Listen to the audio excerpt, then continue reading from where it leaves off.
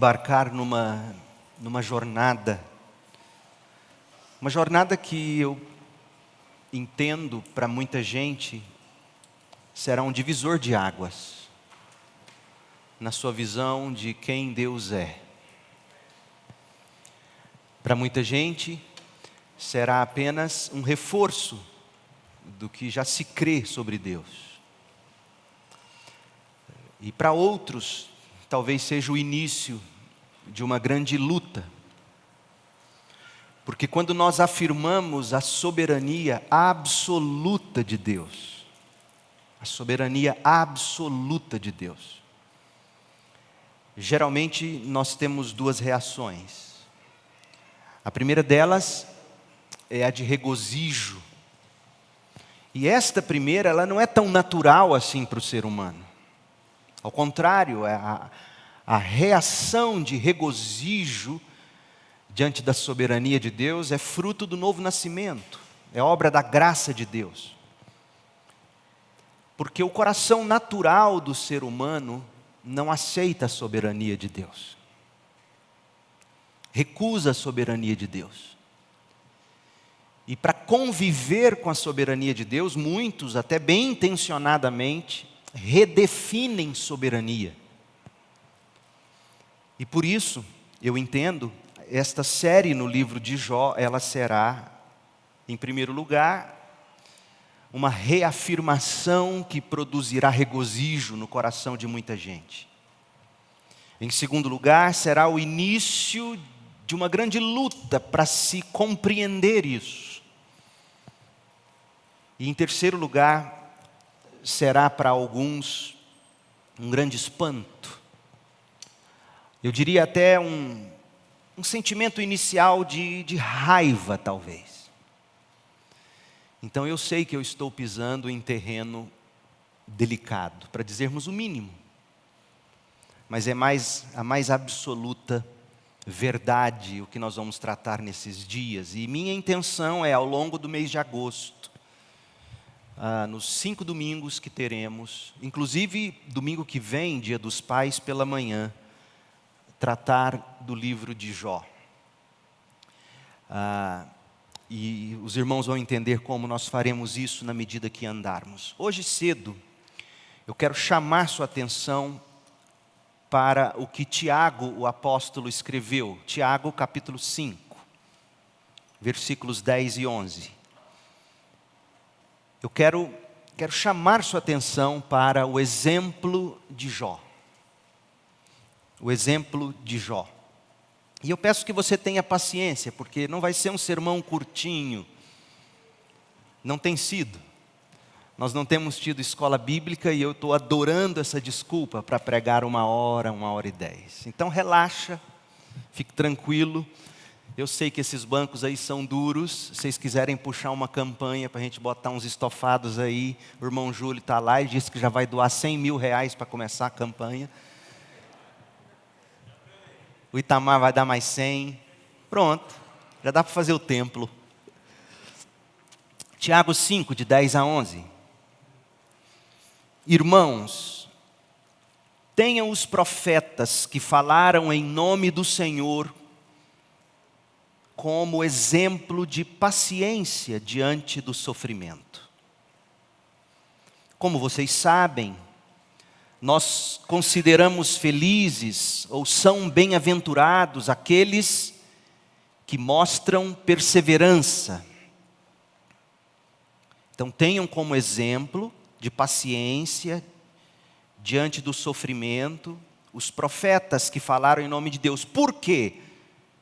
Porque é bem-aventurado aqueles que mostram perseverança, fruto da observação dos exemplos bíblicos. Vocês ouviram falar sobre a perseverança de Jó, ou a paciência de Jó, e viram o fim que o Senhor lhe proporcionou. O Senhor é cheio de compaixão e misericórdia. Essa é a palavra do Senhor. Você já fez essa pergunta? Por que, Senhor? Porque eu, Senhor? Porque ele, Senhor? Porque ela, Senhor? Porque meu filho? Porque minha filha? Porque meu pai? Porque minha mãe? Já fez essa pergunta? Você olha para alguém que ama, pode ser o filho ou a filha, o pai, a mãe, o cônjuge, o noivo, o namorado, o amigo. Você olha para essa pessoa e a vê definhar sobre a cama. Ou você olha para ela e a vê morta. Ela está morta, ela morreu dentro do caixão. Ou pode ser você mesmo ali sobre o leito. Você perdeu tudo, você perdeu família, você perdeu bens, e agora você perdeu a saúde.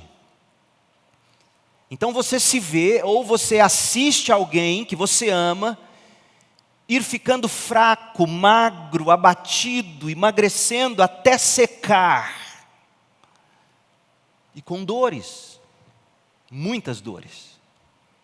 Você já passou por essa experiência? Nessas horas, gente, nós sabemos, é inevitável esse tipo de questionamento diante de Deus. Por que, Senhor? Por que eu, Senhor? Por que ele, Senhor? Por que ela, Senhor? Por que meu filho? Por que minha filha? Por que meu pai? Por que minha mãe? Por que desse jeito? Por que agora? Nessas horas, a que você recorre? Nessas horas, em que você encontra consolo? Onde você coloca suas esperanças? Como você busca fortalecer suas esperanças? Na maioria das vezes, a gente coloca nossas esperanças em probabilidades, não em Deus. Probabilidades de cura, probabilidades de restauração, probabilidades de melhora, não em Deus. É comum para nós isso. Por isso John Piper escreve, uma das maneiras de você desperdiçar o câncer é você olhar mais para as probabilidades do que para Deus. Nestes tempos que estamos vivendo, o número de pessoas perguntando por que, Senhor, aumentou exponencialmente. Exponencialmente. Eu voltava de Guapó ontem, eu e o Joaquim Ferro, e nós conversávamos no caminho sobre esses tempos. Parece que estamos vivendo noutro mundo. A dureza da vida, a devastação da Covid-19, em todos os sentidos. Saúde, luto, perdas financeiras, especulações políticas, polarização ideológica, a devastação da Covid-19, a destruição da família, a destruição dos lares, a desumanidade das pessoas, os dilemas da alma, o desvio de um filho dos caminhos do Senhor, a dor de uma doença, a destruição de um sonho. Gente, o que não faltam são motivos para a indagação mais dolorosa de todas. Por que, Senhor? Por que desse jeito, Pai? Por que agora, Jesus? Por que, meu Deus? Por quê? Pessoas bem intencionadas, quando nos veem sofrendo, elas tentam nos ajudar dizendo, ou nós mesmos acabamos dizendo para nós mesmos. E você vai atestar que é verdade o que eu vou te dizer. A gente costuma ouvir ou costuma tentar ajudar as pessoas dizendo, não pergunte o porquê. Pergunte para quê. Mas será que é tudo tão simples assim? E será mesmo que a pergunta que devemos fazer é para quê? Jó vai nos mostrar que a pergunta não é por quê e não é para quê. Porque Jó não teve respostas. Não da forma como ele queria. Se a resposta não é por quê, se a resposta não é para quê, qual deve ser a resposta que eu e você devemos buscar na hora do sofrimento? Permitam-me repartir com vocês a nossa experiência pessoal com Deus. Desde 2018, minha família vem atravessando um mar revolto de enfermidade. Meu filho mais velho, Samuel, agora com 18 anos, foi diagnosticado com uma doença autoimune. Doença inflamatória intestinal, que no início foi tratada como retocolite ulcerativa crônica. Ele entrou em remissão e nós ficávamos sempre com esse fantasma rondando a cabeça da gente. Será que ele está bem? Daí veio a pandemia. O fantasma aumentou de tamanho porque nós ficávamos com a indagação: e se o Sá pegar esse vírus? Ele não pode pegar esse vírus, meu Deus. Mas nós pegamos Covid. A Cris, eu, a Bela e o Sá, todos ao mesmo tempo. O Samuel, uns dias depois de nós, e foi o último a apresentar sintomas, de outubro para novembro do ano passado. Os sintomas lá em casa foram todos bem leves, mas nós morríamos de medo do Samuel ter recaída da doença inflamatória intestinal. E Deus foi muito bom, porque o garoto foi o que menos teve sintoma da Covid. Ele só escorreu o nariz, perdeu o olfato e paladar. E aí, enquanto eu, Cris e Bela convalescíamos no sofá, no colchão ou lá na cama, ele estava lá na sacada do apartamento malhando com os halteres dele. Deus atravessou conosco esse temporal e veio a bonança pós-Covid. E para a glória de Deus, nada da recaída com a doença inflamatória intestinal. Junho deste ano, Cris e Samuel tiveram ao mesmo tempo uma infecção intestinal, provavelmente por causa de salmonela, bactéria de um ovo estragado que os dois comeram. A Cris ficou com diarreia por uns 15 dias. O Samuel, febres brandas e no início apenas episódios leves de diarreia. Mas para tornar uma longa história bem curta, esse quadro cutucou o sistema imunológico do menino e a doença inflamatória intestinal acordou e veio braba. De meados de junho para julho, o quadro clínico dele foi se agravando e desembocou em um quadro grave de abdômen agudo inflamatório perfurativo, decorrente de doença de Crohn. E Deus colocou anjos no nosso caminho. Dr. Tiago Gregório, por exemplo, irmão nosso, foi um deles. Ele abriu portas e nos fez chegar às mãos do Dr. Air Nasser, que operou Samuel lá no IOG. Porque quando ele chegou num primeiro pronto-socorro, nenhum dos médicos quiseram colocar a mão nele. A situação era grave, era séria, era complicada. Sexta-feira, 18h30 da tarde. Mas, doutor Air, pela graça de Deus, doutor Aldir, receberam os dois, o Samuel, e na emergência do hospital eu temia que o quadro grave fizesse necessário a retirada de parte do intestino do menino. Eu confesso a você que eu derramei em lágrimas, muito choro, como há muitos anos eu não chorava. Não com raiva de Deus, em momento algum. E não há nenhuma vantagem nisso, mas em momento algum eu perguntei a Deus por quê.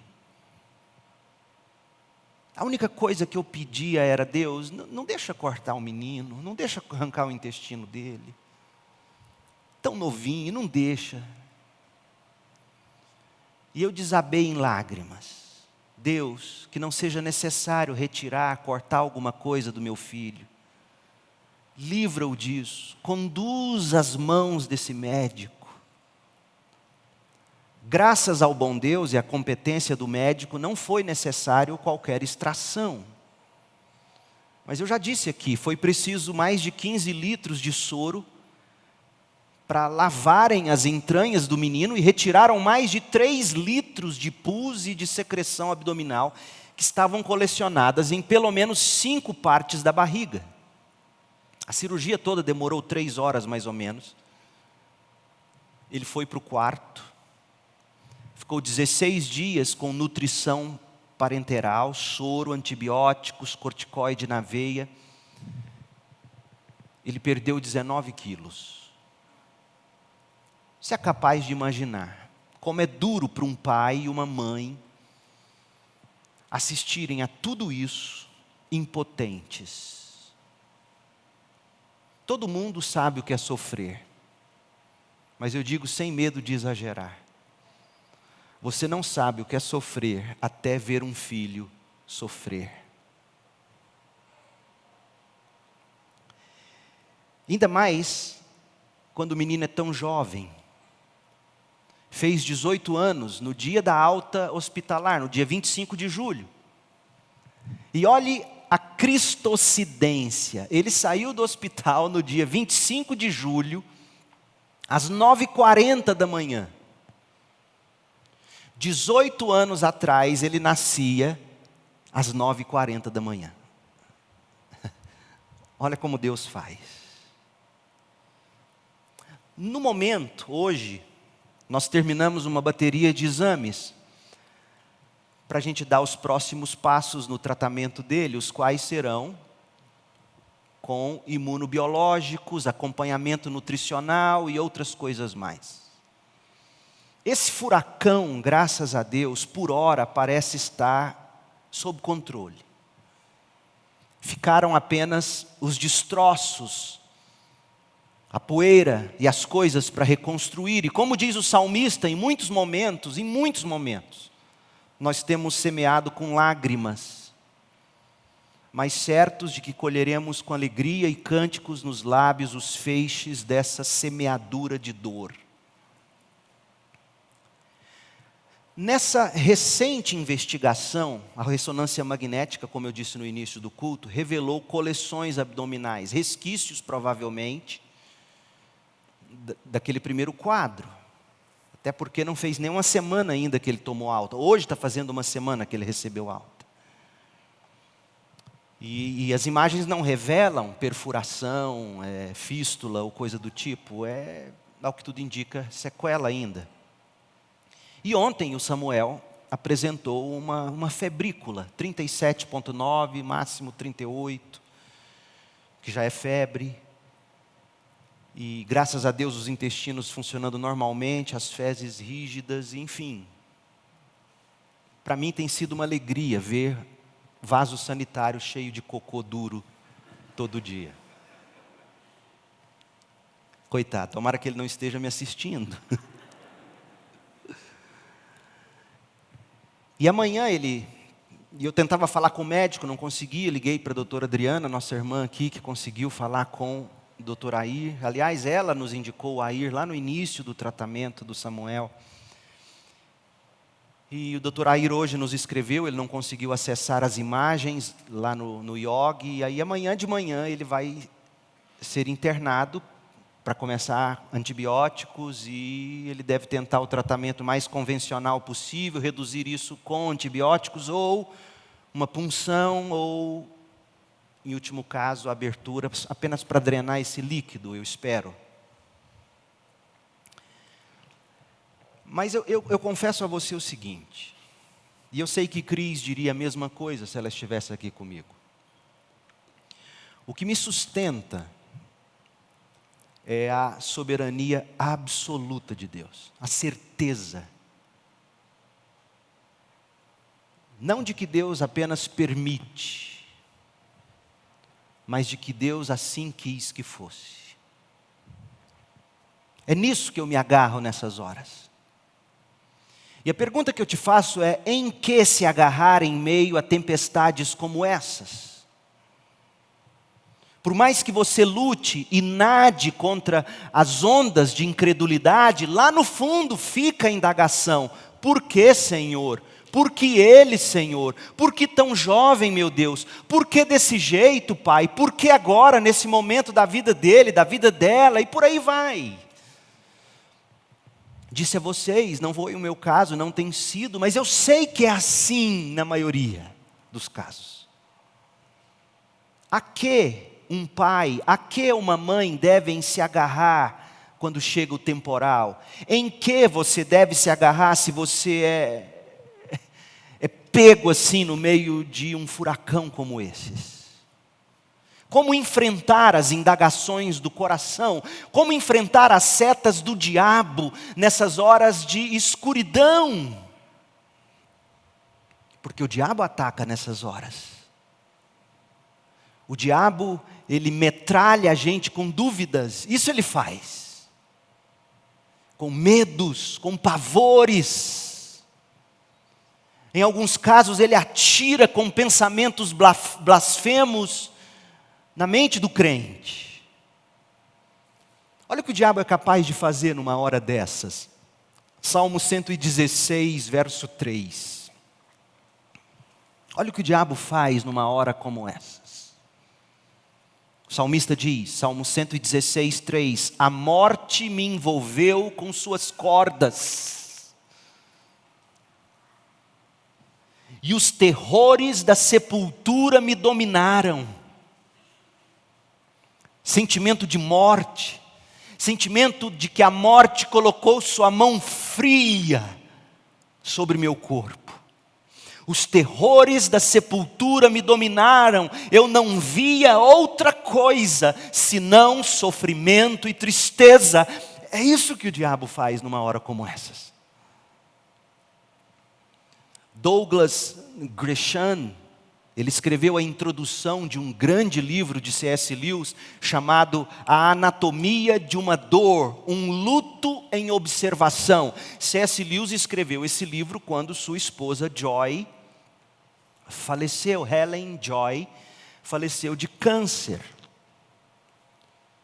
E C.S. Lewis escreveu esse livro, está em português pela editora Vida, e se não me engano a editora Thomas Nelson traduziu também.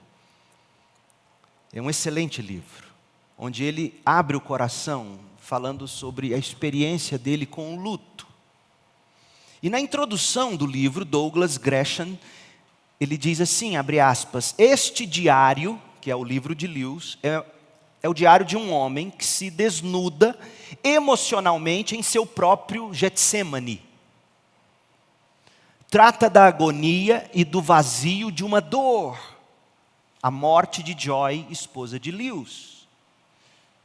E trata de um modo tal como poucos de nós têm de suportar, já que, agora ouça, quanto maior o amor, maior é o luto.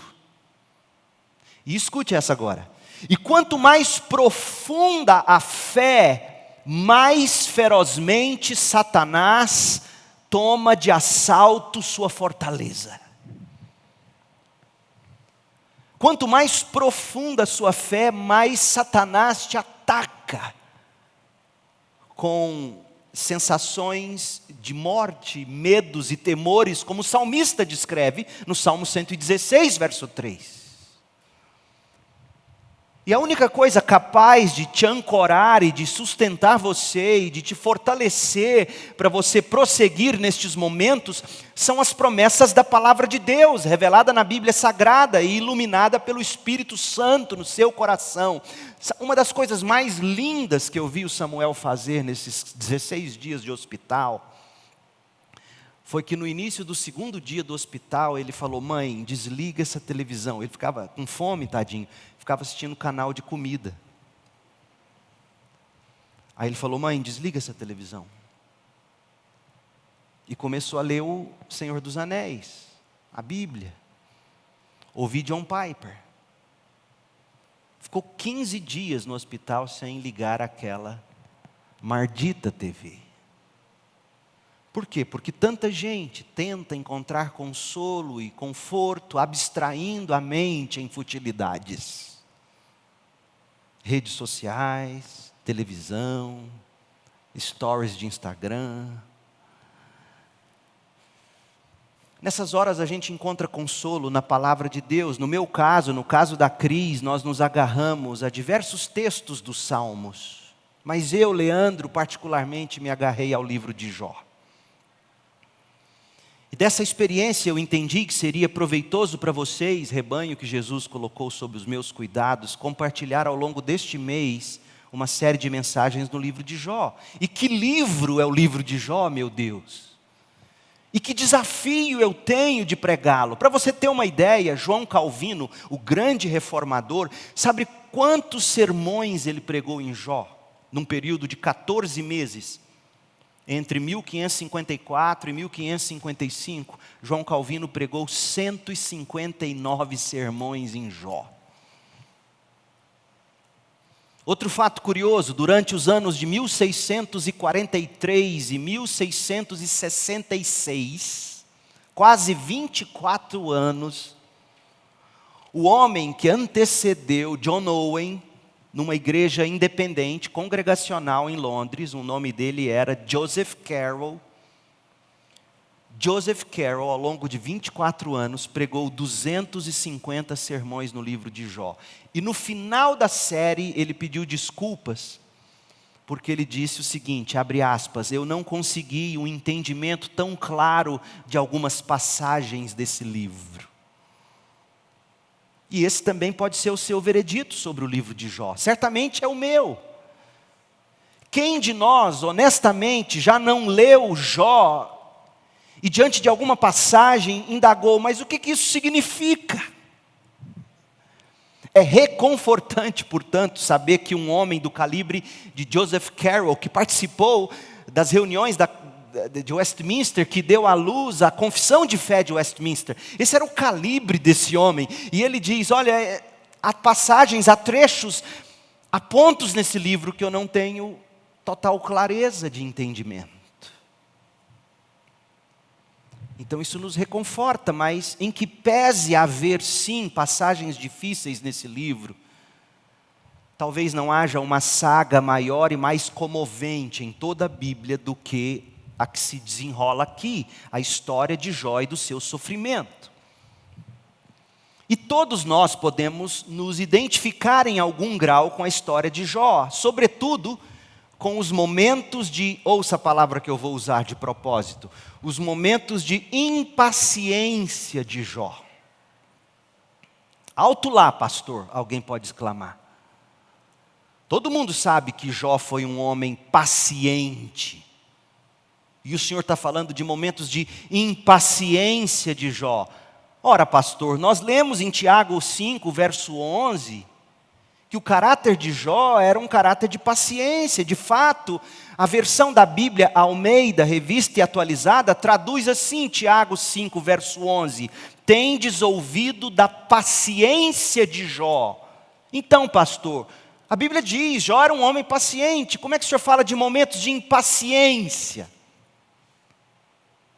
Comece a ler o livro de Jó. Nós começamos a ler a saga de Jó e nós sentimos que Jó não era tão, entre aspas, paciente como geralmente a gente diz.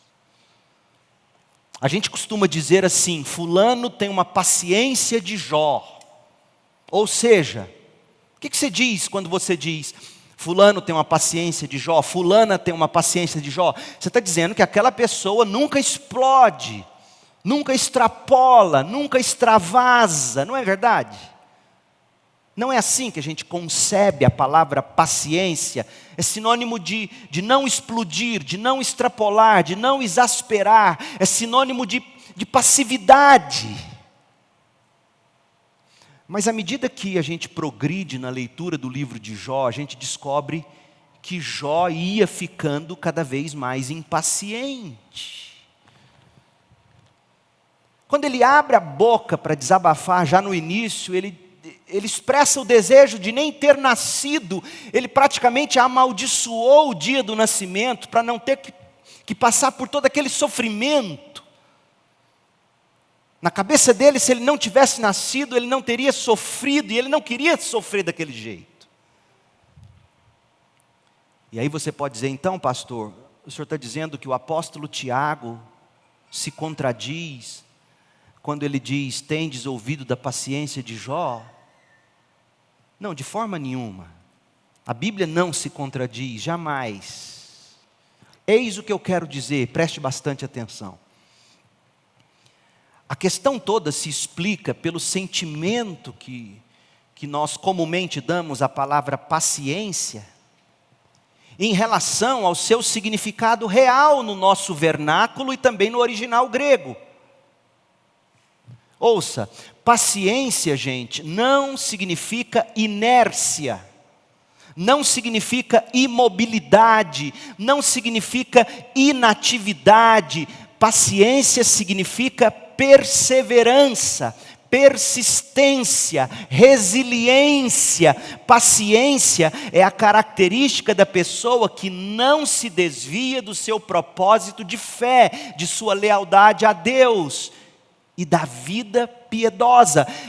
Paciência é a pessoa que persevera mesmo diante das maiores provações e sofrimentos. Nesse sentido, Jó foi paciente. Jó, capítulo 3, leia comigo, versos 10 a 13. Olha o desabafo dele. Para você ver que esse desabafo não se encaixa na definição comum de paciência.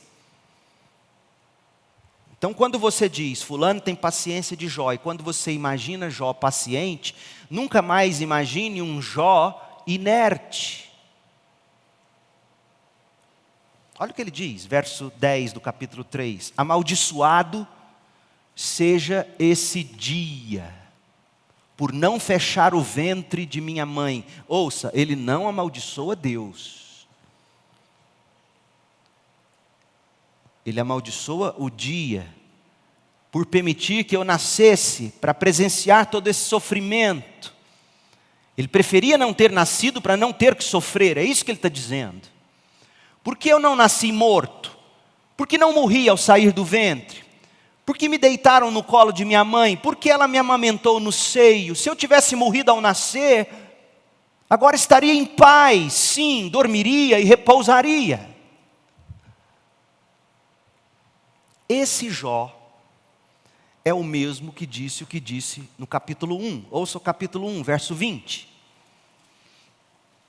Então, após perder filhos, após perder os bens, Jó se levantou e rasgou seu manto, depois raspou a cabeça, prostrou-se com o rosto no chão em adoração, e disse: saí nu do ventre de minha mãe, e estarei nu quando partir. O Senhor me deu o que eu tinha, e o Senhor o tomou.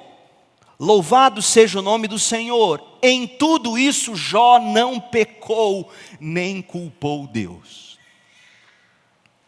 É a mesma pessoa que falou no capítulo 3. É a mesma pessoa que em amor exortou a esposa desesperada. Capítulo 2, verso 8. Jó, sentado em meio às cinzas, raspava a pele com um caco de cerâmica. Sua esposa lhe disse: você ainda tenta manter sua integridade? Amaldiçoe a Deus e morra. Jó respondeu: você está falando como uma mulher insensata. Veja, Jó não está dizendo que a mulher era insensata. Nós vamos voltar nisso aqui em outras mensagens. Mas eu adianto e digo, Jó não está dizendo, olha, você é uma insensata. Como sempre, você falando insensatez. Não, ele está dizendo, mulher, eu não estou te reconhecendo, essa não é você. Você não costuma falar assim, como as insensatas. Mas Jó está aqui em amor, falando, mulher, não fales assim. Aceitaremos da mão de Deus apenas as coisas boas e nunca o mal? Em tudo isso Jó não pecou com seus lábios. Mas meu povo, não é assim mesmo que a gente sente. O sofrimento te abate. Você não blasfema contra Deus. Você continua amando o seu Deus. Você continua temendo o seu Deus. Só que lá no fundo, e tantas vezes, em voz alta mesmo, você fica com o sentimento de que preferiria não ter nascido. Ou que isso e aquilo não tivesse acontecido para você não ter que sofrer desse jeito. Não é assim?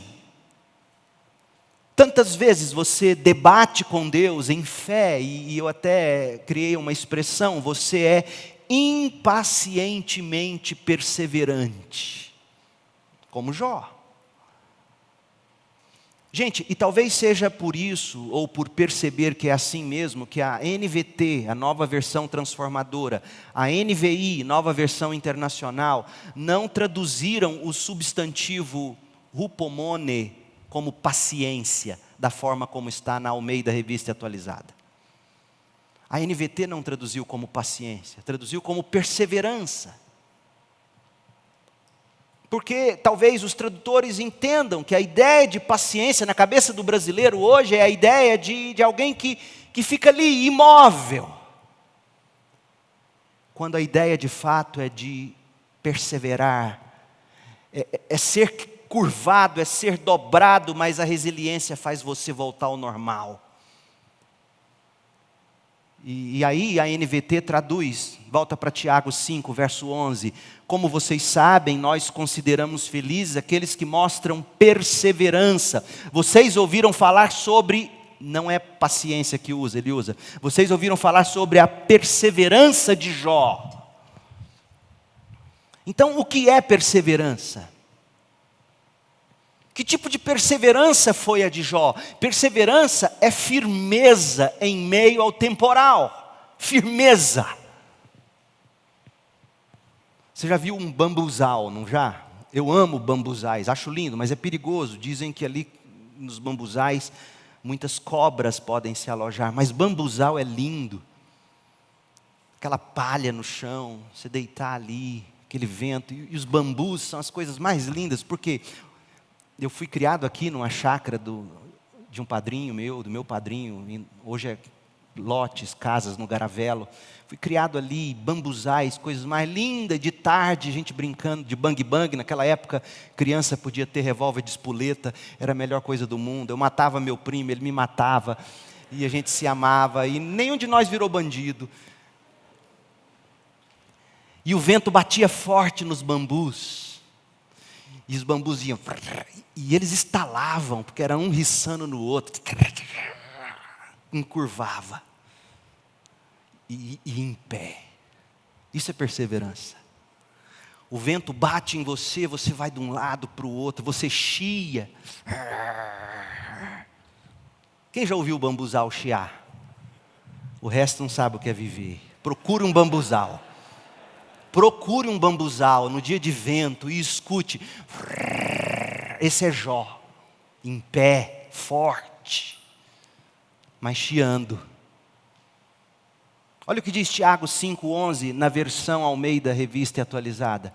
Eis que temos por felizes os que hupomeno. Uma palavra só, mas a Almeida Revista Atualizada traduz como perseveram firmes. Paciência é isso, é perseverar firme. Você emborca, você chia, mas você não quebra, você não cai. O sofrimento nos abate. E nós, impacientemente perseverantes, nos voltamos para Deus, debatendo em fé com Deus. Mas com a alma da gente diante de Deus. Esse é o exemplo de Jó que Tiago quer que nós imitemos. Leia comigo de novo, Jó 5, de 10 a 11. Tiago 5, de 10 a 11. Tiago parte do pressuposto de que nós sofreremos, se não do tanto de Jó, mas sofreremos. E na hora do sofrimento, algumas coisas terão que ser levadas em conta. Primeiro, você terá que ter seus olhos em algum exemplo. Na hora do sofrimento, você terá que ter seus olhos em algum exemplo. Todos nós buscamos algo para os olhos na hora do sofrimento. Uns se desembestam a beber, outros se enfurnam na comida, outros se escondem num quarto escuro. De algum modo, seus olhos vão buscar ou recusar buscar alguma coisa, mas Tiago está dizendo, você precisa de exemplos. E ele diz, irmãos, tenham os profetas que falaram em nome do Senhor como exemplo de paciência diante do sofrimento. Como vocês sabem, Tiago continua, são bem-aventurados, nós consideramos felizes aqueles que mostram perseverança, ou seja, firmeza na hora do sofrimento. Vocês ouviram falar sobre essa perseverança, sobre essa firmeza de Jó e viram o fim que o Senhor lhe proporcionou. E lembrem-se, o Senhor é cheio de compaixão e misericórdia. Gente, todos nós, de um modo ou de outro, nos identificamos com o livro de Jó. O livro de Jó faz as grandes perguntas que nós trazemos no peito e muitas vezes nós não temos coragem de fazer. Por quê? Por que eu? Por que não ele? Por que não ela? Por que agora? Por que dessa forma? Gente boa, gente que gosta de mim, amigo meu, que eu considero muito, que não é crente. Quando eu me encontrei com ele um dia, esses dias agora, o Samuel ainda no hospital, ele virou para mim, primeira coisa, tentando me consolar, falou: Leandro, tanta gente ruim aí, sadia, né? Por que seu moleque? Sabe o que eu disse? Para a glória de Deus. Como assim? Você quer conversar sobre isso? Não, deixa para lá. Para a glória de Deus.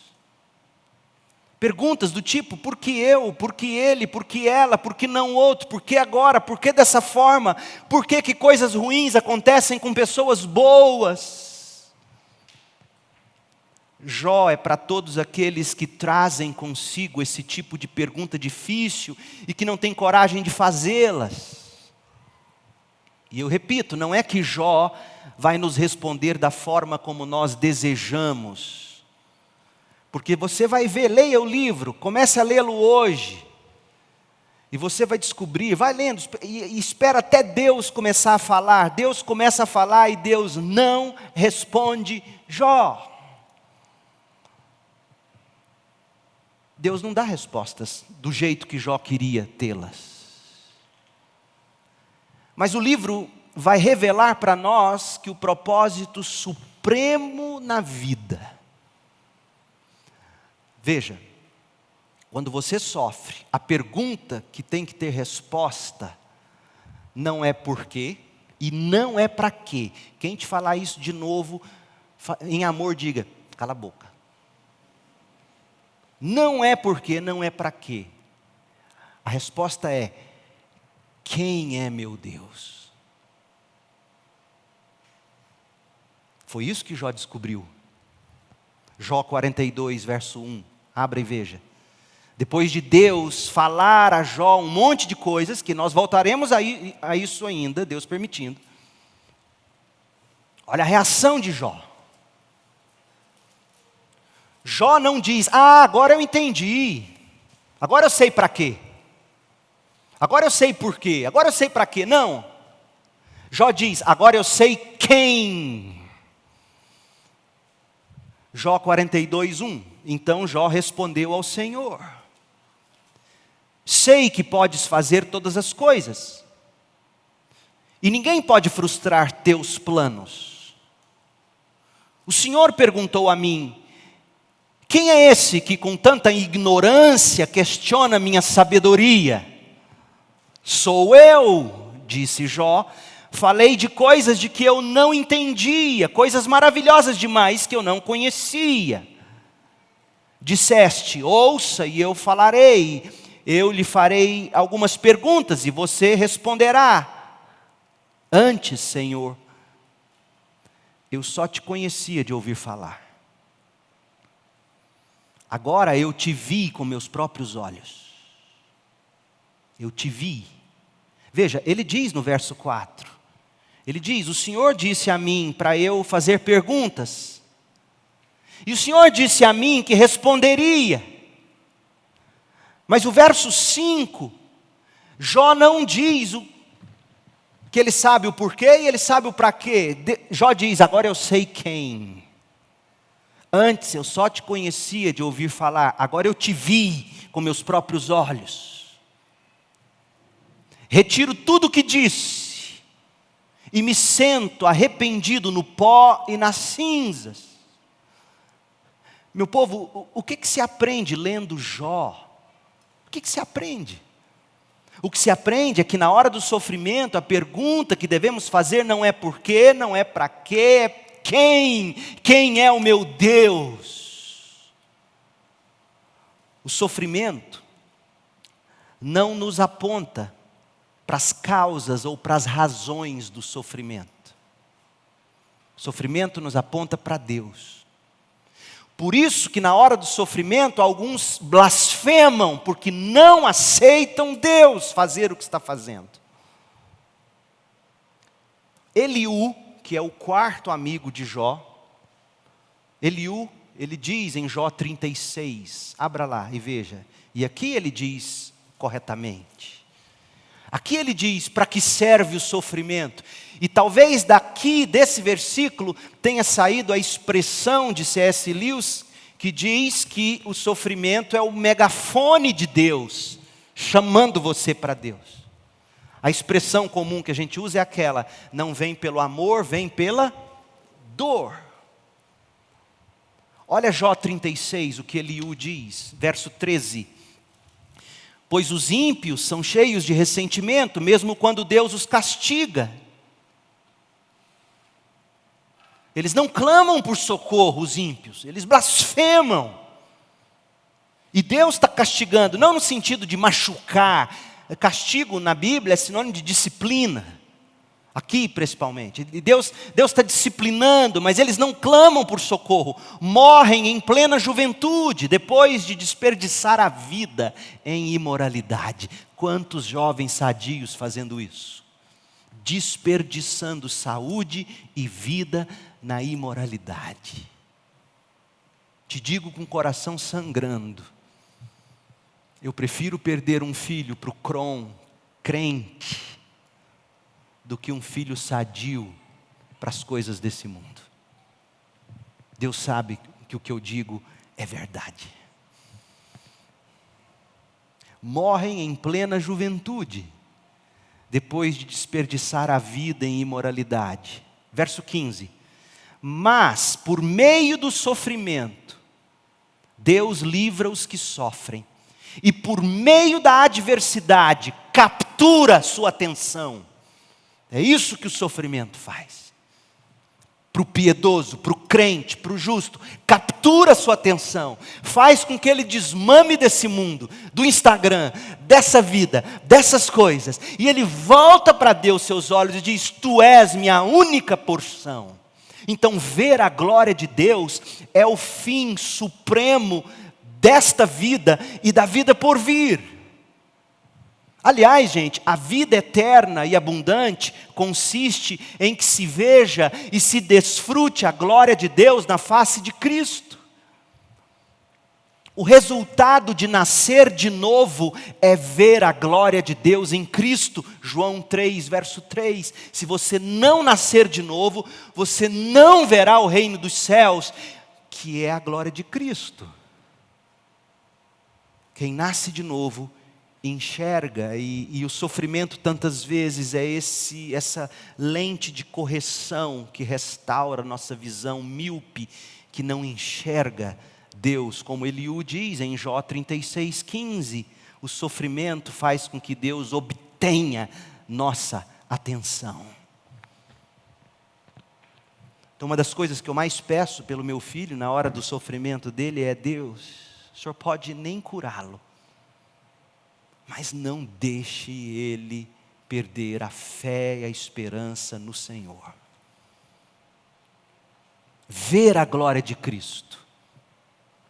E só se enxerga a glória de Cristo pelo Evangelho de Cristo. É isso que Paulo diz em 2 Coríntios 4, de 3 a 6. 2 Coríntios 4, de 3 a 6, Paulo diz que pelo Evangelho o Espírito de Deus ilumina nossa mente, traz luz, e a gente enxerga a glória de Deus em Cristo. Isso é salvação, esse é o fim supremo de todas as coisas. Ver a glória de Cristo sem impedimentos, sem a cegueira do diabo. O diabo nos cega, Paulo diz, e a gente enxerga a glória de Cristo pelo Evangelho. Digo isso para dizer o seguinte: tudo que está acontecendo no mundo nesse exato momento, ouça o que eu vou dizer a você, jovem ou velho. Aos velhos primeiro. Tudo que está acontecendo no mundo nesse exato momento não é Deus dando tempo para você verem seus netos se formarem. A você, jovem, não é Deus te dando tempo para você realizar seus sonhos. O que está acontecendo nesse exato momento, e a razão pela qual Deus ainda não implodiu tudo isso, para começar a nova terra, é que o evangelho do reino ainda não alcançou todas as nações. É por isso que Deus tem dado tempo. Mateus 24:14, as boas novas a respeito do reino serão anunciadas em todo o mundo, para que todas as etnias ouçam, então virá o fim. Quando você entende que a razão pela qual o relógio ainda faz tic-tac, tic-tac, tic-tac, tic-tac, e a folhinha todo dia. Você lembra daquela folhinha que aparecia só um dia? Você ia lá, arrancava o papelzinho da parede?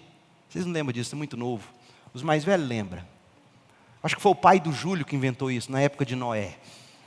Eu tinha um tio, Luciano, que era síndrome de Down. Todo dia ele ia lá na parede, ele acordava, tomava o café e ele arrancava a folhinha do dia. Já olhando para o amanhã.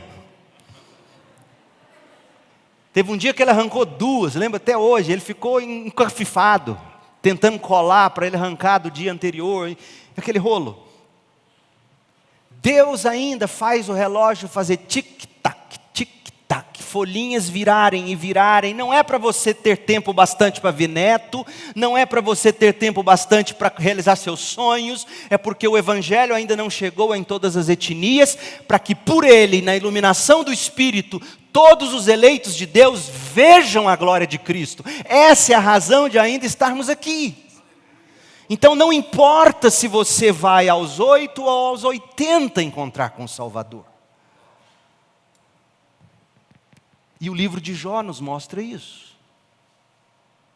O livro de Jó nos mostra que Deus não respondeu por quê. Deus não respondeu para quê. Deus disse: Jó, olhe para mim, olhe quem eu sou, olhe o que eu faço. E aí Jó diz: eu entendi, agora meus olhos te veem. E eu não sei se você já se deu conta disso. A gente se perde na leitura do livro de Jó e a gente não enxerga. Sabe qual era o maior anseio de Jó? O maior anseio de Jó é o que Deus nos deu em Jesus Cristo. Você acha que o maior anseio de Jó era a cura? Ele não pede isso. Sabe o que ele pede toda hora? Ele quer um redentor. Ele quer um mediador, ele quer um advogado, ele quer alguém que defenda a causa dele. E isso Deus nos deu em Cristo. Quer ver? Deixa eu fazer um passeio pelo livro de Jó com você. O livro de Jó começa falando que Jó oferecia holocaustos a Deus pelos filhos. Jó 1, verso 5. Isso demonstra que Jó conhecia a necessidade de substituição para a satisfação de Deus sobre o pecado, conforme a lei diz em Levíticos 1:4. O livro já começa dizendo que Jó entendia a necessidade de um substituto, e ele fazia sacrifício pelos filhos. Jó agia como sacerdote da família. No final ele intercede como um sacerdote pelos amigos. Jó 42, de 7 a 8. Mas entre o capítulo 1 e o 42, onde a gente vê Jó agindo como um sacerdote, uma figura de Cristo, é uma imagem de Cristo, porque o homem que sofreu, como sofreu, e sofreu como sofreu, sem ter culpa, é uma imagem do nosso Salvador. E o livro começa falando que ele oferecia sacrifício pelos filhos, termina falando que ele fez sacrifício pelos amigos, mas ele sabe que ele mesmo não era o mediador, ele precisava do mediador. E olha o primeiro grande anseio dele, Jó 9,32. Abra comigo e veja, Jó 9,32. Deus não é ser humano como eu não posso discutir com Deus, nem levá-lo ao tribunal. Se ao menos houvesse um mediador entre Deus e eu, alguém que nos aproximasse um do outro. Era isso que ele queria. Justiça, mas ele diz, eu não tenho como oferecer justiça. Se eu tivesse um mediador, ele afastaria de mim o castigo de Deus, e eu já não viveria aterrorizado, então falaria com Deus sem medo, mas sozinho eu não consigo fazer isso. Esse era o anseio dele, mais do que cura, ele queria Cristo, o mediador. Jó queria um fiador que o garantisse na defesa. Jó 17,3, olha o que diz, Jó 17,3, dá-me garantia de que me defenderás, ó Deus, pois ninguém mais tomará meu partido. Dá-me um defensor, dá-me um advogado.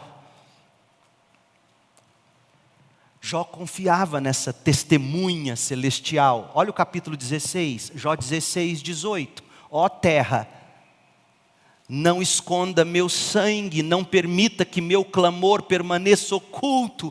Agora mesmo minha testemunha está nos céus, meu advogado está nas alturas. Meus amigos me desprezam, mas derramo minhas lágrimas diante de Deus. Preciso de um mediador entre mim e Deus, como alguém que intercede por seu amigo, pois em breve seguirei pelo caminho do qual jamais voltarei. Eu vou morrer e eu preciso de um mediador. Jó queria mais Cristo do que cura. Jó sabia que não há amigo assim entre meros mortais. Por isso que ele esperava pelo Redentor, que viria visivelmente e ressuscitaria os justos. Jó 14,14. Podem os mortos voltar a viver? Assim eu teria esperança durante todos os meus anos de luta. A esperança final de Jó era a ressurreição, não era a cura. Assim eu teria esperança durante todos os meus anos de luta e aguardaria a libertação que a morte traz. Agora o 19,25. 19,25. Quanto a mim, sei que meu Redentor vive e que um dia, por fim, ele se levantará sobre a terra, e depois que meu corpo tiver se decomposto, ainda assim em meu corpo verei a Deus. Verei a Deus. Ele quer ver Deus. Eu o verei por mim mesmo, sim, o verei com meus próprios olhos. Meu coração muito anseia por esse dia. Jó ansiava por ver a glória do mediador, do resgatador, do advogado, do redentor. E pela fé Jó viu, agora os meus olhos te veem. E sabe como isso foi possível? Porque o sofrimento capturou sua atenção. Jó 35,15. E com quantos de nós não é assim? A dor, e somente a dor, é o que leva as pessoas a Cristo. C.S. Lewis, por exemplo, eu já citei no livro Anatomia da Dor, ele falando da perda da Helen Joy Davidman, a esposa dele, ele exclamou com sinceridade.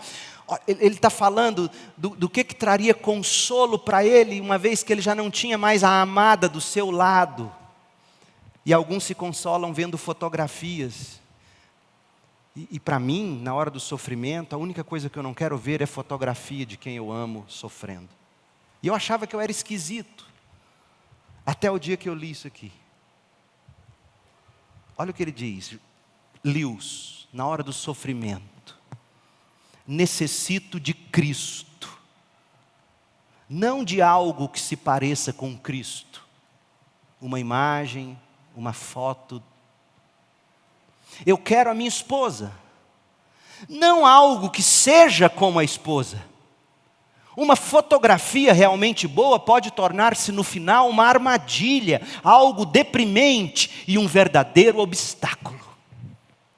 Na hora da dor você quer a coisa real, na hora da dor você quer Cristo. O sofrimento, no final das contas, é a bondade de Deus para que os amam para aqueles que o amam e que são chamados de acordo com os propósitos de Deus. Por quê? Porque dentre uma infinidade de coisas ao mesmo tempo, o sofrimento é o que nos desmama dessa vida. É na hora do sofrimento que você sabe o que realmente tem valor. C.S. Lewis, deixa eu ler para vocês um trecho. Porque muitos, quando encaram Deus como Senhor, inclusive, do sofrimento, dizem, não, esse não é Deus. Ou blasfemam contra Ele. E aí muitos chamam Deus de um sádico cósmico. Deus é sádico, esse Deus seu é sádico, gosta de ver os outros sofrer. Olha como Lewis responde a isso. Coisa terrível é pensar que um Deus bom, nesse sentido, quase menos formidável que um sádico cósmico. Quanto mais acreditamos que Deus fere apenas para curar, escuta o que ele vai dizer, ele é profundo. Quanto mais nós acreditamos que Deus fere apenas para curar, menos nos é dado crer que haja alguma utilidade em suplicar por ternura. Quanto mais eu acredito que a ferida de Deus é para me curar de algo mais profundo, menos eu vou querer orar para que Deus pegue leve comigo.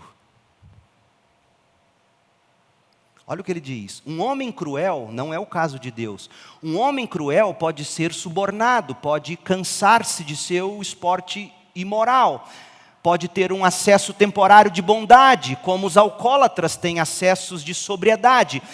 Mas suponha que aquilo com que você se bate, na hora da dor, aquilo com que você se bate não seja um bandido, mas um cirurgião, cujas intenções são inteiramente boas. Deus é um cirurgião. Quanto mais gentil e consciente é o cirurgião, mais sem piedade ele cortará com o bisturi. Não é mesmo? Porque se ele desistir diante das suas súplicas, não corta, dói. Se ele parar de cortar e deixar lá o câncer, você vai morrer. Então Lewis está dizendo, Deus é esse cirurgião e como tal, a piedade dele se demonstra a nós pelos cortes. Os cortes de Deus que vão aparando de nós, como Jesus diz em João 15, as podas de Deus. Então Deus é esse cirurgião e porque Ele é amoroso, Ele tem que prosseguir com o bisturi. Ele tem que prosseguir cortando.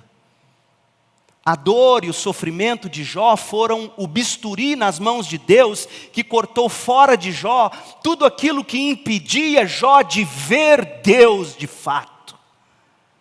Ele ouvia falar, era um conhecimento superficial, mas agora os olhos viam. E olha que Jó era um homem íntegro, correto, temente a Deus e que se desvia do mal.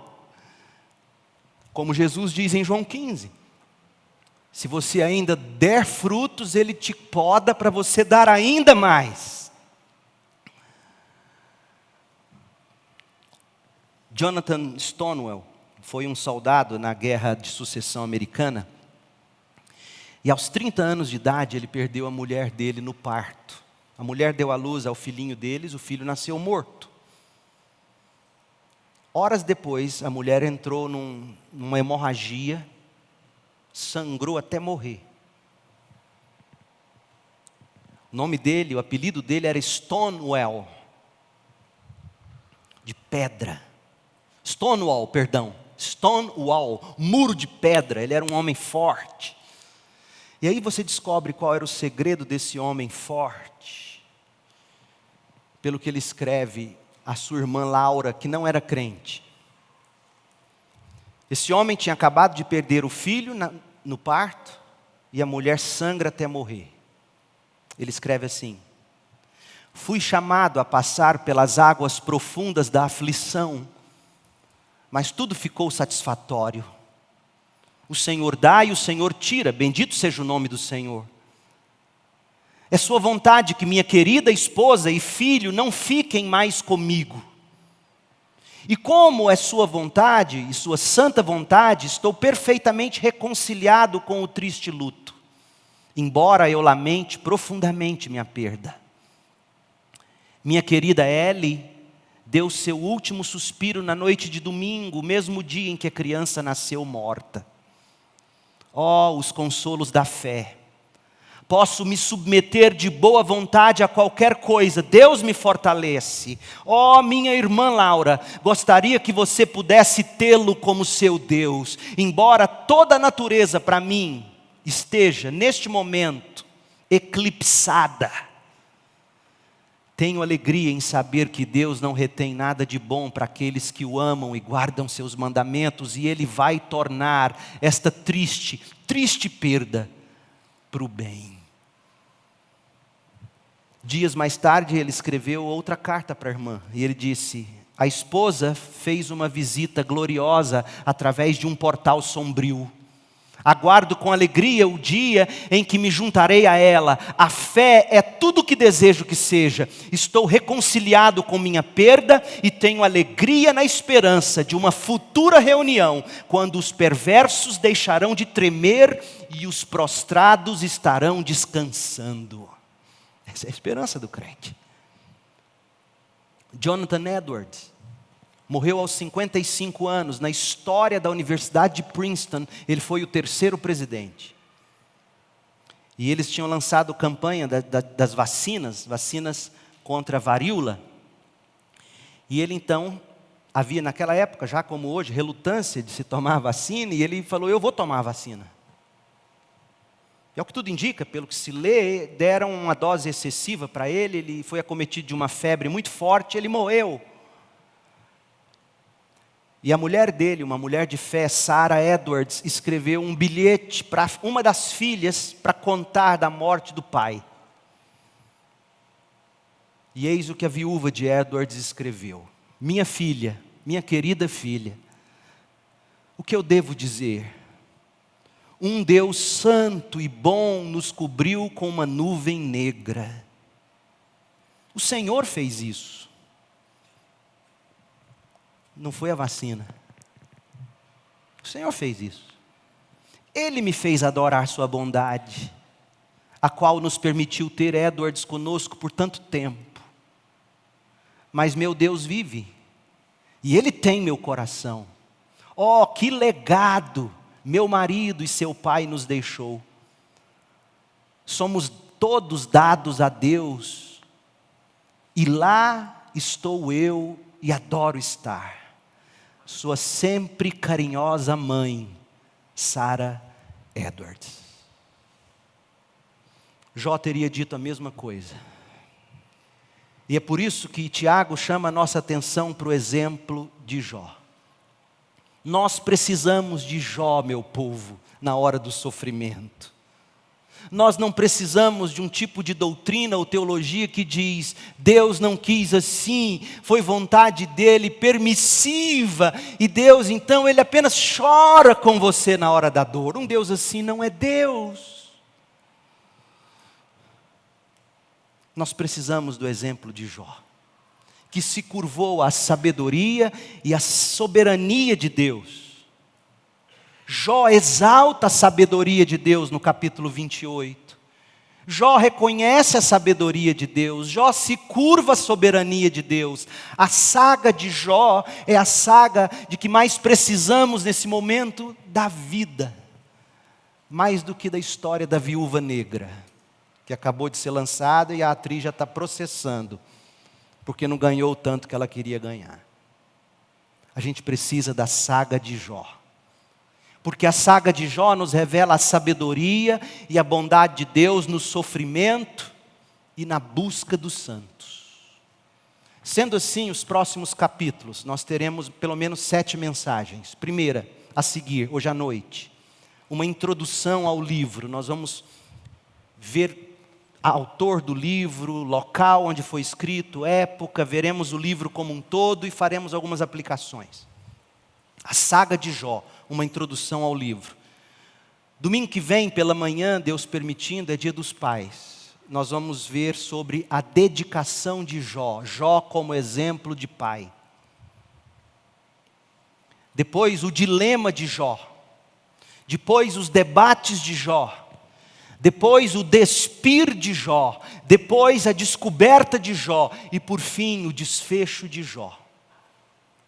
A minha oração é que esta série de mensagens auxilie você a tomar com fé o caminho do sofrimento, como sendo a estrada que te levará a ver a glória de Deus na face de Cristo.